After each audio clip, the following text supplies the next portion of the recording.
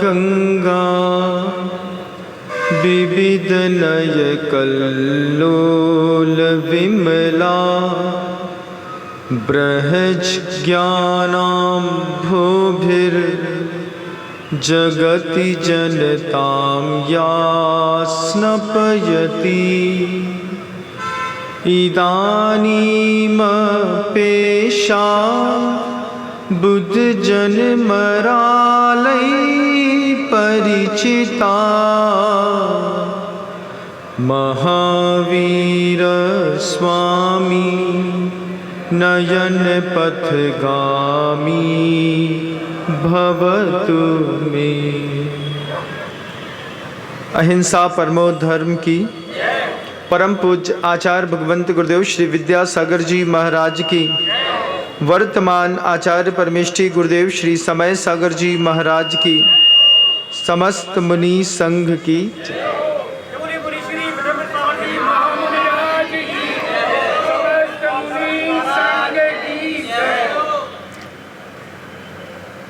आज हम सभी लोग वर्धमान स्वामी के उस पावन जन्मोत्सव को एक सुदृढ़ आकार देने के लिए एक बार पुनः उपस्थित हुए हैं। वर्धमान स्वामी का पूर्व चरित्र आपने कई बार सुना होगा। आपने सुना होगा कि वो आदिनाथ जी भगवान जी के जो पुत्र हैं भरत चक्रवर्ती, उनके पुत्र थे जिनका नाम था मारीची।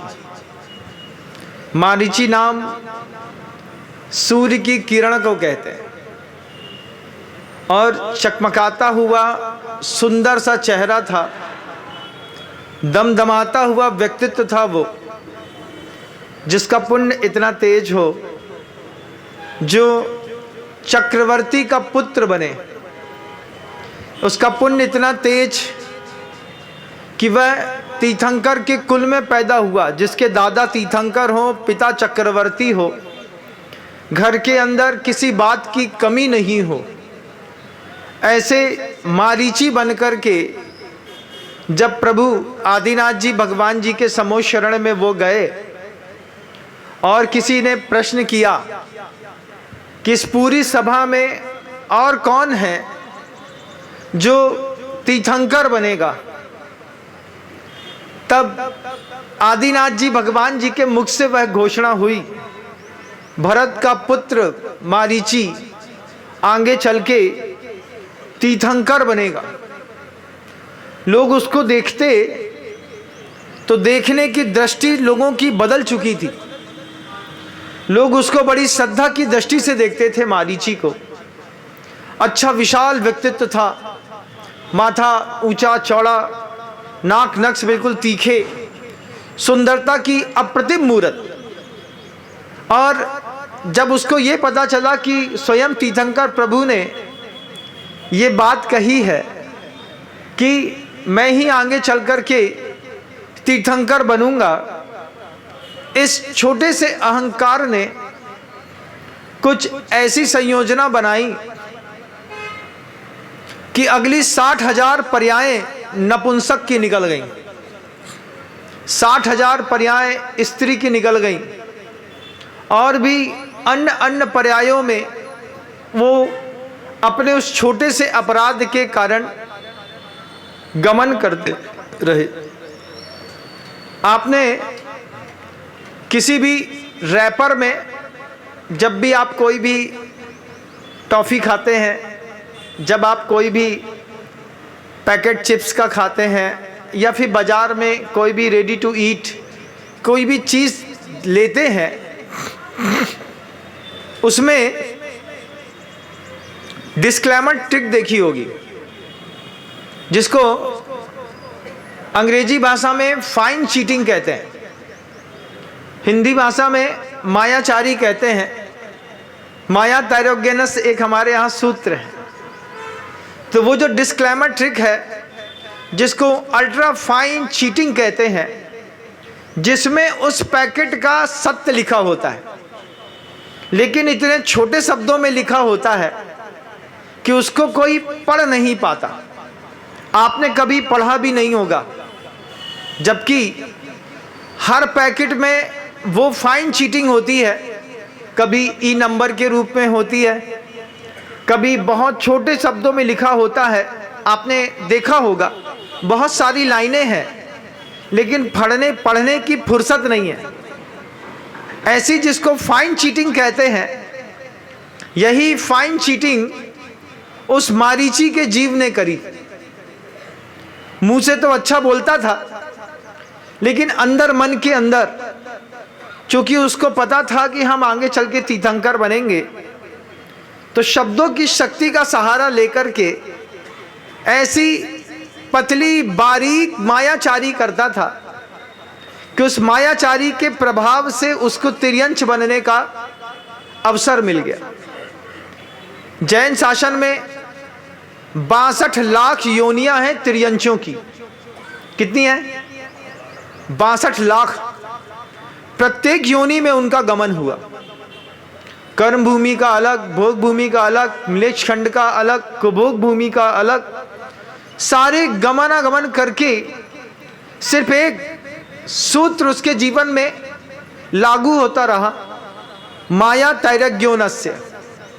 विचित्र प्रकार की फाइन चीटिंग आप भी करते होंगे। नहीं महाराज, हम लोग तो कोई चीटिंग ही नहीं करते। हाँ, मैं वास्तव में बहुत पुण्यात्मा हूं कि ऐसी समाज के बीच में बैठा हूं जिसमें एक भी आदमी मायाचारी नहीं करता। सारे लोग ईमानदार हैं, इतने ईमानदार हैं, इतने ईमानदार हैं महाराज जी, मायाचारी हमने कभी सूंघी तक नहीं। लेकिन फाइन चीटिंग एक शब्द जब मैंने मुंह से निकाला है तो कहीं ना कहीं तो होती होगी। पिता और पुत्र के बीच में भी एक फाइन चीटिंग होती है।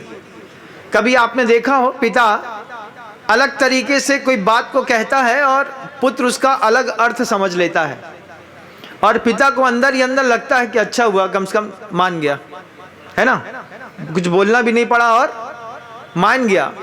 ये फाइन चीटिंग आप व्यापारी बनकर के अपने ग्राहक के साथ भी करते हैं। अरे साहब, पैसे कमाने के लिए तो दुनिया पड़ी है, आपसे तो दिल लगाया है, आपसे क्या पैसा कमाना, रेट टू रेट ले जाइए।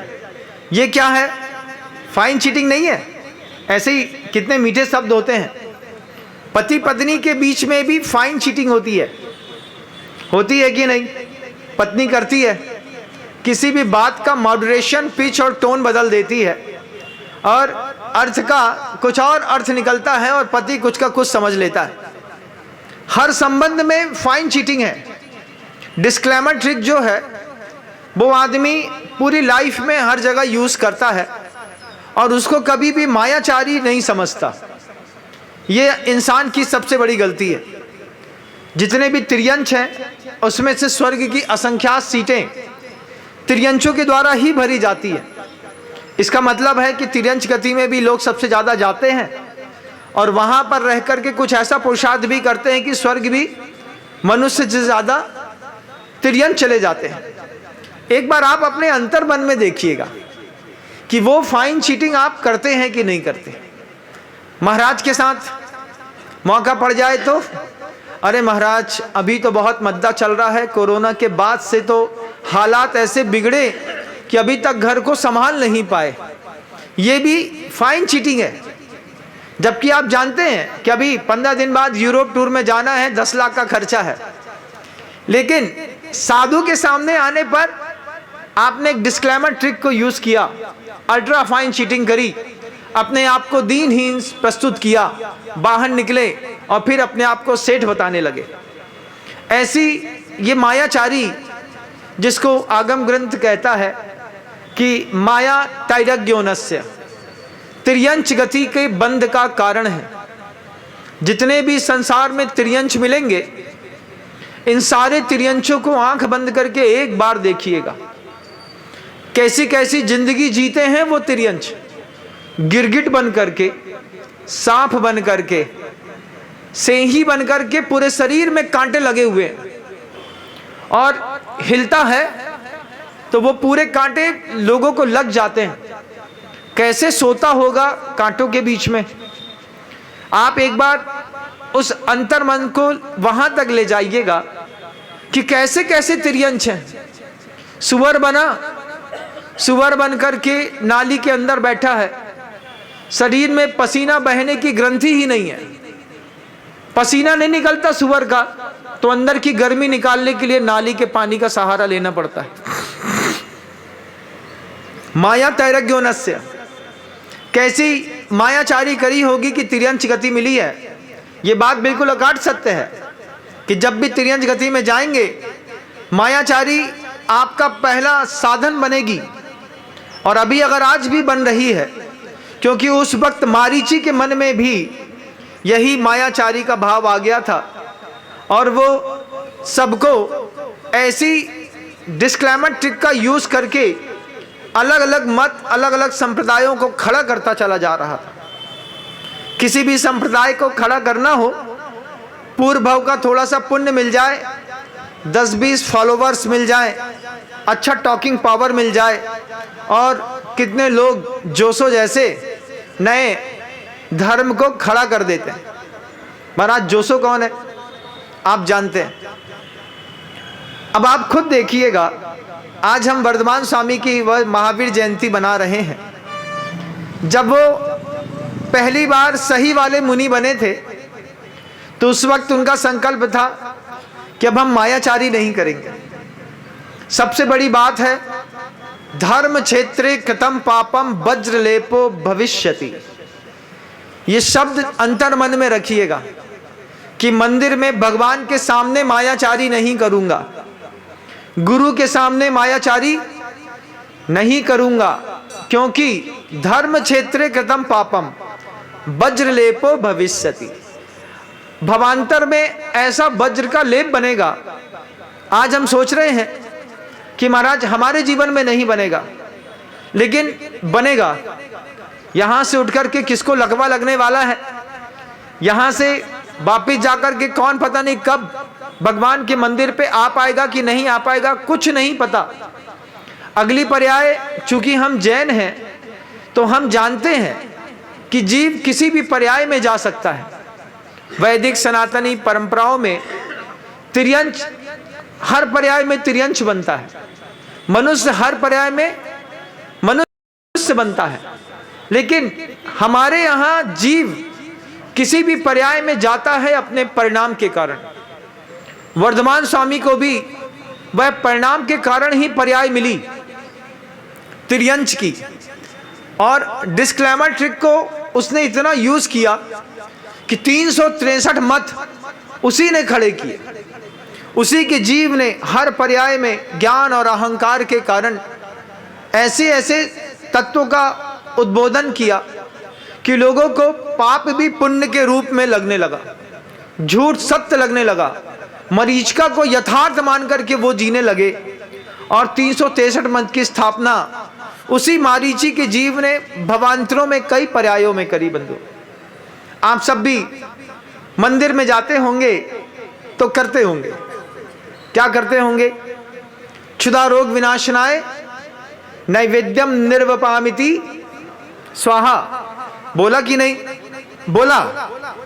एक तरफ भावना है कि भगवान मेरा क्षुधा रोग मिट जाए, दूसरी तरफ बाहर निकलते साथ ही आलू बंडे समोसे अभक्ष खा लिए। मैंने भोपाल में देखा बंधुओं, चौक मंदिर में था, भोपाल के चौक मंदिर में, मंदिर के ठीक सामने एक होटल है। आदमी धोती दुपट्टा पहन करके वहां से नीचे उतरता है और सीधे होटल में खड़े होकर के समोसा खाने लगता है।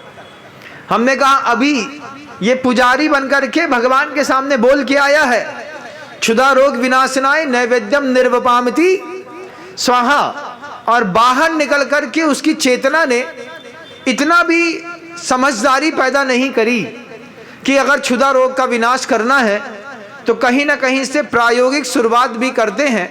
सबसे पहले अभक्ष का त्याग करते हैं, अभक्ष भी खाओ और क्षुधा रोग विनाशनाय का नैवेद्य भी चढ़ाओ, और फिर भगवान से बोलो हमें तो मोक्ष मिलना पक्का है। इसको कहते हैं डिस्क्लेमर ट्रिक, फाइन चीटिंग। आप भी करते होंगे।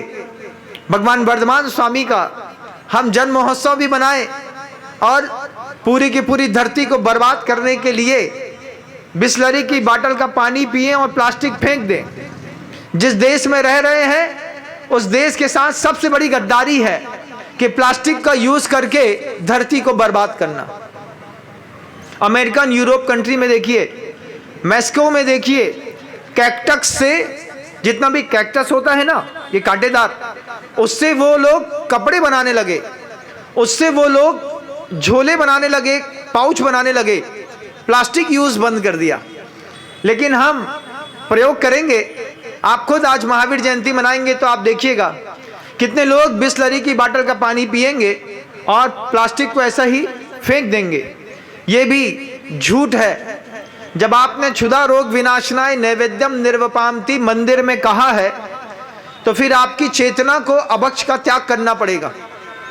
अभक्ष का त्याग भी नहीं करें, क्षुधा रोग विनाशनाय नैवेद्यम भी चढ़ाते रहें, अपने आप को भी भ्रम में रखते रहें कि महाराज हमने तो जन्मांतरों से भगवान की पूजा करी है, हमारा मोक्ष तो पक्का हो गया। भ्रम में मत रहियो, तुम भी वहीं जाने वाले हो जहां मारीची का जीव गया था। तुम भी कुत्ता बिल्ली सुअर की पर्याय में पैदा होगे, क्योंकि तुम भी झूठ बोलते हो। कहां पर? मंदिर के अंदर झूठ पे झूठ। संसार तो झूठा है ही, लेकिन मंदिर के अंदर भी झूठ पैदा कर दिया। अगर नैवेद्य चढ़ाओ तो अंतर मन से बोलो, आज मैंने प्रभु को नैवेद्य चढ़ाया है, इस नैवेद्य की सौगंध है कि आज पूरे दिन अभक्ष नहीं खाऊंगा। तब तो तुम्हारे नैवेद्य की ताकत पैदा होगी। मोहांधकार विनाशनाय दीपम निर्वपामति, क्या बोले? स्वाहा बोला। क्या मोह मिट जाए महाराज हमारा? भावना तो बहुत जबरदस्त है। घर का लड़का 3 साल का भी व्रत ले ले तो 3 साल खत्म होने से पहले लड़के की शादी कर दी जाती है। क्यों? महाराज मंदिर में तो पूजा कर ही रहे थे मोहांधकार विनाशनाय, लेकिन ये हमारा लड़का महाराज बनने चला तो क्या करेंगे? खींच करके एक खूंटे से बांध देंगे। ऐसा हुआ नेमावर में। गुरुजी का प्रवचन चल रहा था, गुरुजी का प्रवचन चल रहा था। एक पंडित जी सामने बैठ करके रोज गुरुजी का प्रवचन सुनते थे और उसका नाती भी साथ में बैठ करके प्रवचन सुनता था। नाती ने आचार्य सिंह के प्रवचन 7-8 दिन सुने। 9वें दिन अपने दादाजी से घर के अंदर कहता है, इतने महान गुरु बड़ी मुश्किल से मिलते हैं, इतना बड़ा जिनकुल का वैभव बड़ी मुश्किल से मिलता है। पंडित जी बोल रहे थे, हाँ बेटा तुम बिल्कुल सही समझ रहे हो। उसके बाद उसने कहा कि पिताजी, दादाजी, इतने महान गुरु का संयोग पता नहीं अगली पर्याय में मिला कि ना मिला। मेरा भाव है मैं मुनि दीक्षा लेना है मुझको, आप लोग आशीर्वाद दीजिए, मैं आचार्य जी के पास जाकर के आजीवन ब्रह्मचर्य व्रत लूंगा। दूसरे दिन उसके पंडित जी जो दादाजी थे उसने उसको बेंगलोर भेज दिया। आचार्य जी के पास पंडित जी और उसका नाती रोज आता था। आचार्य जी ने देखा कि बच्चा सामने बैठ करके रोज सुनता था, भावुक भी हो रहा था, अचानक आना बंद हो गया। तो 5-6 दिन निकल गए तो गुरुजी ने उस पंडित जी से पूछा, पंडित जी आपका नाती नहीं आता?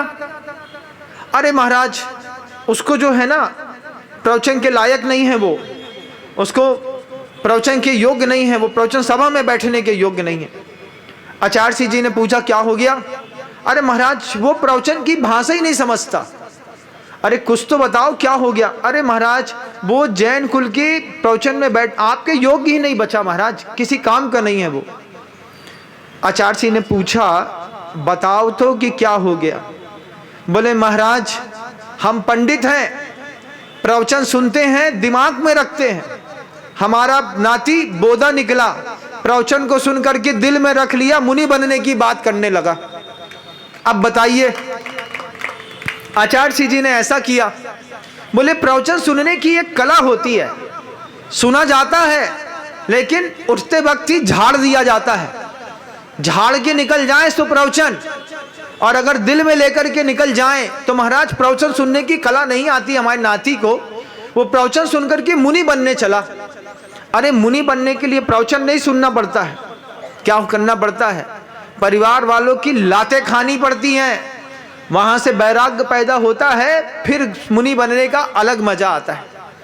अब वो दादाजी बोलते हैं, जब हमारे नाती से प्रवचन सुनते ही नहीं बनता, इसको क्या कहते हैं? इनका मोहांधकार देखिए एक दादा का, कि प्रवचन अच्छा, धर्म अच्छा, सम्यक दर्शन, ज्ञान, चारित्राणी, मोक्ष मार्ग अच्छा, सब अच्छा, लेकिन अगर हमारे घर में कोई त्याग की बात करने लगे, किससे पूछ के कर रहे हो, क्या समझा है, घर तुम्हारे बाप का है? हाँ हमारे बाप का है। इतना भी अधिकार नहीं है तुमको? अच्छा, त्याग का अधिकार नहीं है, ग्रहण का अधिकार तो बहुत जबरदस्त है। मंदिर में आकर के मोहांधकार विनाशनाय दीपम निर्वपामती स्वाहा बोला, और घर में थोड़ी भी कहीं त्याग की बात हुई, कई बार तो दंपति में होता है। एक श्रीमान जी हमारे सामने शाम को 7 बजे पानी का त्याग कर गए, पत्नी ने रात को 9:30 बजे मौसम्मी का जूस सामने रख दिया, बोला पीना पड़ेगा, त्याग हमसे पूछ के होगा, महाराज से पूछ के नहीं होगा, घर हम चलाते हैं तुम्हारा, तुम्हारे महाराज नहीं चलाते। दूसरे दिन आकर के हमसे बोलते हैं, महाराज बड़ी गड़बड़ हो गई। हमने कहा क्या? वो ऐसा ऐसा बोलती है, हमने इसलिए कहा था गाड़ी जब भी चलाइयो बगल वाले से पूछ के चलाइयो, नहीं तो बगल वाला तुम्हारी गाड़ी नाली में घुसा देगा। वो महिलाएं मोहांधकार विनाशनाय दीपम निर्वपामती स्वाहा, ये झूठ पे झूठ नहीं है क्या? बोलो, अरे एक बार तो बोलो, ऐसा सिर हिलाओ ऐसा। हाँ इतना ही बहुत है, इतना ही बहुत है, बस बस बस, कि आप समझते हैं कि हमने अपनी लाइफ में कितनी डिस्क्लेमर ट्रिक यूज की है। छोटा सा 16-17 साल का बच्चा है, वो भी पिता के सामने इस तरीके का फाइन मायाचारी करता है कि जिसके माध्यम से पिता भी नहीं समझ पाते और वो अपना काम निकाल लेता है। जब एक कोई जीव संसार में सही वाला मुनि बनता है तो वो चारों प्रकार की कसाई छोड़ के मुनि बनता है। भगवान वर्धमान स्वामी, जिनका आज हम जन्म कल्याणक मना रहे हैं, इनकी आत्मा के परमाणुओं में मायाचारी नाम की एक शब्द भी नहीं था बंधुओं। कहीं से कहीं तक जिसके जीवन में मायाचारी ना हो, क्रोध ना हो, मान ना हो, किसी भी प्रकार का लोभ ना हो, और सिर्फ क्रोध मान माया लोभ नहीं होता, क्रोध मान माया लोभ के साथ इसमें अनंतानुबंधी शब्द भी लगता है। एक चीज और गहराई से समझिएगा, फाइन डिस्क्लेमर ट्रिक यूज करते हैं, लेकिन कहीं वो अनंतानुबंधी तो नहीं है। ऐसा तो नहीं है कि तुम्हारी मायाचारी के कारण कोई व्यक्ति अगली पर्याय में तुम्हारी मायाचारी करने से तिर्यंश बन जाए और करने से तुम तिर्यंश बन जाओ। तो अनंतानुबंधी मायाचारी नहीं करना। अनंत संसार का अनुबंध कराने वाली, खाते में पिताजी ने बहुत भरोसा किया, भतीजे के ऊपर भी बहुत भरोसा था, चाचा के ऊपर भी बहुत भरोसा था, सबको एक दूसरे के ऊपर बहुत भरोसा था। फिर क्या किया, ऐसी मायाचारी करी कि बड़े भाई के रहते रहते छोटे भाई ने पूरी की पूरी संपत्ति अपने हाथ में रख ली। ये मायाचारी कहीं आपने तो नहीं करी? बोलो नहीं महाराज, हम लोग तो 1000% की ईमानदार लोग हैं। शास्त्री नगर में बैठे हैं आप महाराज, वो भी जयपुर के शास्त्री नगर में। यहाँ हर घर वाला शास्त्री है, तब तो हम लोग ने शास्त्री नगर बसाया। तो फिर आप, इसका मतलब पक्की बात है कि आप मायाचारी से मुक्त परिवार में रहते हैं। लिख दो अपने घर के सामने, हमारा परिवार मायाचारी मुक्त परिवार है। मैं भी एक बार आकर के ताली बजाऊं तुम्हारे घर के अंदर। लेकिन संसार में रहने वाला हर व्यक्ति कुछ इस तरीके की डिस्क्लेमर ट्रिक्स को यूज करता है कि वो संसार में कल भी था, आज भी है, कल भी बना रहता है। लेकिन निकलने के लिए एक नया रास्ता खोजना पड़ता है, अपने अंतर्मन से युद्ध करना पड़ता है। अपने ही चित्त के विरुद्ध एक ऐसा मजबूत युद्ध होता है जिस युद्ध में लड़ाकू भी हम रहते हैं और विजेता भी हम रहते हैं। और युद्ध अपने आप से ही है। हम खुद लोभ नहीं करेंगे, हम खुद अंदर से मोह नहीं करेंगे, हम खुद अंदर से मान नहीं करेंगे, क्रोध नहीं करेंगे, अनंतानुबंधी भी नहीं करेंगे, प्रत्याख्यान भी नहीं करेंगे, अप्रत्याख्यान भी नहीं करेंगे, संजलन का भी नहीं करेंगे, तब जाकर के तीर्थंकर बनने का मौका मिलेगा। छोटा मोटा खेल नहीं, भले अपन छोटी मोटी सभा कर ले, भले हम बड़ी बड़ी सभा भी कर लें, भले हम छोटा या बड़ा जुलूस निकाल लें, लेकिन जब तक अपने अंतर मन में माया तैरज्ञोनस इस सूत्र की यथार्थता को नहीं समझेंगे, तब तक कभी भी आप प्रभु को प्राप्त नहीं कर पाएंगे। सुख पाना हो तो आचार्य जी साफ शब्दों में कहते हैं, ए जी सरल स्वभाव भी होए ताके घर बहु संपदा। इतना सरल स्वभाव हो कि ठगना पाप है, ठगा जाना पाप नहीं है, ये दिमाग के अंदर बैठी हुई बात हो कि महाराज हम इस तरीके की मायाचारी नहीं करेंगे। एक दिन का संकल्प करके देखिए, एक दिन के लिए भगवान वर्धमान के पक्के शिष्य बन करके देखिए। आज पूरे दिन किसी भी प्रकार की कोई भी डिस्क्लेमर ट्रिक को यूज नहीं करेंगे, ना पति पत्नी के बीच में, ना पिता पुत्र के बीच में, ना गुरु शिष्य के बीच में, ना भगवान और भक्त के बीच में, कहीं पर भी कोई भी मायाचारी नहीं करेंगे। सोले के कपड़ों में भी मायाचारी हो जाती है कि नहीं? बोलो, हो जाती है महाराज? अरे हो गया, चलता है, ऐसा कह दिया। ऐसा वर्धमान स्वामी के जीव ने नहीं कहा। उन्होंने एक बार तय किया कि संसार से अब निकलना है, तो फिर आगम के सूत्र वाक्य को उन्होंने अपने जीवन में उतारा। वे लगातार उसी पर चलते रहे। जब कभी भी कोई जबरदस्त साधक होता है और आगम के कहे अनुसार चलता है, आगम उसको निचोड़ देता है बंधु। जब कभी भी कोई भी मुनि बनकर के मोक्ष मार्ग में चलेगा, आगम उसको निचोड़ देगा, ऐसा जैसे कपड़ा निचोड़ते हैं ना, ऐसा। ऐसे निचोड़े हुए लोग अलग से साधु समाज की शोभा होते हैं, जिसकी शोभा में सबसे अग्रणी अंतर्मन में एक नाम गूंजता है, मुनिराज श्री विनीत सागर जी महाराज का। कभी आप देखिएगा उनको, जर्जर सी देह की पिंजरे जैसी देह मिलेगी, उसी में वो मुनि पने का आनंद ले रहे हैं। क्यों? अगर हम मायाचारी से रहित हैं, अगर हम लोभ से रहित हैं, अगर हम क्रोध से रहित हैं, हम मान से रहित हैं, अगर हम आगमोक्त जीवन जी रहे हैं, तो उस आगम की विचारधारा का प्रभाव हमारे चेहरे पर जरूर दिखाई देगा। मुनि श्री चंद्रप्रभ सागर जी महाराज को देखिएगा, इसी जयपुर नगर में वो चातुर्मास करके कभी गए हैं। जो उनकी प्रभावना थी वो अपने आप में अद्भुत है, अपने आप से कोई मायाचारी नहीं। एक बार ऐसा ही हुआ, हम लोग खजुराहो में थे, एक मुनि महाराज ने आचार्य जी के सामने 3 महीने 4 महीने के लिए चातुर्मास में हरि का त्याग कर दिया। हरि का त्याग कर दिया, हो गया महाराज जी चातुर्मास में हरि का त्याग।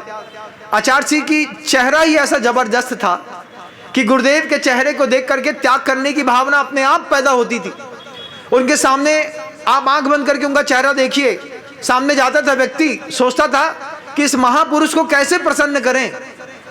त्याग करके प्रसन्न करते थे लोग। एक साधु ने जाकर के गुरुजी से कहा कि 4 महीने के लिए गुरुदेव हरि का त्याग है, किसी भी प्रकार की हरि नहीं लेंगे। आचार्य जी मुस्कुराए, अच्छे से आशीर्वाद दिया, खूब अच्छे से आशीर्वाद दिया। पूरी मुनियों की 50 साधु की सभा में उनकी जय जयकार हो रही थी। गजब यार, आपने तो 4 महीने के लिए हरि का त्याग कर दिया, इसमें कोई भी लौकी नहीं, कद्दू नहीं, कुमड़ा नहीं, किसी भी प्रकार की नींबू नहीं, मिर्ची नहीं, कुछ भी हरी नहीं। सबने खूब अनुमोदना करी। 15-20 दिन गुजरे होंगे, शरीर ने अपने आप से कहा कि ये साधना थोड़े ऊंचे स्तर के लोग करते हैं। तो शरीर को महसूस होने लगा, क्या एक अनार का जूस मिल जाता तो अच्छा रहता, थोड़ी लौकी की सब्जी मिल जाती तो अच्छा रहता, अरे कम से कम नींबू मिर्ची का अचार ही मिल जाता तो भी काम चला लेते। कहीं ना कहीं शरीर बोलता है, क्योंकि अभ्यास नहीं होता है और त्याग में आगे बढ़ जाओ तो शरीर की डिमांड अलग रहती है। फिर अचानक ऐसा हुआ कि कहीं पर छत में टमाटर सूख रहे थे। आचार्य जी ने उसको देखा तो देख के निकल गए और पूछते हैं, ये टमाटर क्यों सुखाते हैं? बोले महाराज, कुछ महाराज ऐसे हैं जिनका हरि का त्याग है तो वो सूखा खाते हैं। तो आचार्य जी ने बहुत प्यार से पूछा कि ऐसे में सूखा सूखा करके क्या क्या ले सकते हैं? बोले भिंडी भी सुखा लेते हैं, नींबू भी सुखा लेते हैं, मिर्ची भी सुखा लेते हैं, टमाटर भी सुखा लेते हैं, लौकी की भी चिप्स बना लेते हैं, कद्दू का चिप्स बना लेते हैं।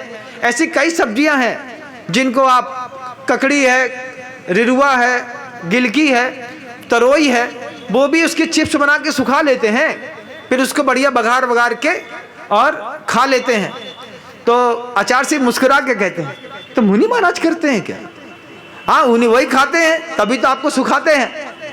तो आचार्य सिंह जी ने दूसरे दिन बड़े स्नेह के साथ कहा यही बात, डिस्क्लेमर ट्रिक को लेकर के। गुरुजी ने ये शब्द उन्हीं के मुख से निकला था, आज आपके बीच में प्रसंगवशात मैं रख रहा हूं। आचार्य सिंह जी कहते हैं इस तरीके की बारीक मायाचारी आपकी कर्म निर्जरा नहीं करा पाएगी, इसलिए 2 हरि का नियम ले लो, लेकिन इस तरीके की मायाचारी मत करो। ये मायाचारी इंसान को तिर्यंच बनाती है। ऐसा मार्मिक तरीके से गुरुवर ने समझाया कि जिन लोगों ने इस तरीके के त्याग के साथ उस तरीके का भोजन करते थे, उन्होंने जाकर के प्रायश्चित लिया और फिर एक भागीरथी संकल्प किया कि आज के बाद किसी प्रकार की हरि को हाथ भी नहीं लगाएंगे, क्योंकि एक बार त्याग कर दिया तो कर दिया, अब उसमें सब्स्टिट्यूट नहीं ढूंढता। साधु की खूबसूरती है, वो किसी भी चीज में सब्स्टिट्यूट नहीं ढूंढता। जब आप सब्स्टिट्यूट नहीं ढूंढते हैं तो फिर आप आगमोक्त मुनि बनते हैं, और जब आगमोक्त मुनि बनते हैं तो फिर जाकर के एक दिन ऐसी पर्याय घटित होती है इस जीवन में कि आप भी वर्धमान स्वामी के पुजारी नहीं, स्वयं भगवान स्वामी बनने का ही आपको भी एक मौका मिलेगा।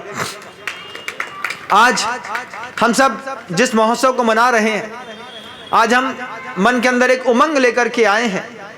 इस यथार्थ को समझिएगा, 62 लाख योनियां हैं तिर्यंचों की, बस मायाचारी मत करिएगा। मायाचारी आज के दिन छोड़ पाए, एक दिन छोड़ पाए या 10 दिन या 100 दिन। वर्धमान स्वामी ने तो जीवन भर के लिए त्याग किया था, अनंतानुबंधी भी छूटी, अप्रत्याख्यान भी, संजलन भी, चारों प्रकार की मायाचारी छोड़ करके जिसने वास्तव में अपनी आत्मा की आराधना की है और जो छोड़ते बना है वो छोड़ के निकले हैं, तब जाकर के वो महावीर बने। किसी ने 4 पंक्तियां बड़ी खूबसूरत कही हैं, वो राजपाट छोड़ के फकीर हो गया, वो राजपाट छोड़ के फकीर हो गया, साधना कर सागर सा गंभीर हो गया। हम दिन के उजाले में भी आत्मा को देख ना सके, वो अमावस की गहरी रात में महावीर हो गया। वो अमावस की गहरी रात में महावीर हो गया। हम दिन के उजाले में 2 घंटे का नियम लीजिए, किसी भी प्रकार की कोई भी डिस्क्लेमर ट्रिक का उपयोग नहीं करेंगे। शुरुआत 1 डिग्री चेंजेस के साथ, दिन के 2 बजे से लेकर के 4 बजे तक किसी भी प्रकार की मायाचारी नहीं करूंगा। एक बार आत्मा को संस्कारित करके देखो तो सही कि साधु बनने के बाद वो किस तरीके से जीवन जी के गए हैं, जिनकी हम आज जयंती मना रहे हैं। सिर्फ ताली बजा देने से, बिस्लरी का अनछना पानी पी लेने से, रोड में खड़े होकर के समोसे खा लेने से आप महावीर के भक्त नहीं बन सकते। उसको बनने के लिए आपको उसके मार्ग को 2 घंटे तो जी के देखो, मात्र 2 घंटे। दिन में आपकी जिंदगी में 2 घंटे का डेड टाइम जरूर होता होगा, जिस समय आपको कोई खास काम नहीं रहता, कोई खास ग्राहकी नहीं रहती, डेड टाइम मिलता है ना, उस डेड टाइम में 2 घंटे अपने आप से बोलो, मैं किसी प्रकार की कोई मायाचारी नहीं करूंगा। मैं अनुभूत तो करूं कि वर्धमान स्वामी के अंतर मन में साधु बनने के बाद चलता क्या था। जब वो अनुभूत कर पाएंगे तब आपको लगेगा कि महावीर वास्तव में कितने बड़े महावीर थे, जो अपने पूरे जीवन को सुरक्षित लेकर के संसार से उठ करके और अनंत काल के लिए सिद्धालय में जाकर के विराजमान हो गए। आप सबको भी भगवान वर्धमान स्वामी के इस पावन जन्म जयंती की हार्दिक शुभकामनाएं देता हूं। अंतर मन में एक ही भावना रखता हूं, प्रभु ने जिस पद को स्वीकार किया है, प्रभु ने जिस साधना को स्वीकार किया है, आप उसको सिर्फ 1 घंटे स्वीकार करके देखिएगा, आपको साधु की, साधना की और भगवान की यथार्थ कीमत पता चलेगी। आप भी झूठ मुक्त बने, आप भी मायाचारी मुक्त बन करके वर्धमान स्वामी के सच्चे शिष्य बनने का सौभाग्य प्राप्त करें। अहिंसा परमो धर्म की। गुरुदेव श्री विद्यासागर जी महाराज की जय।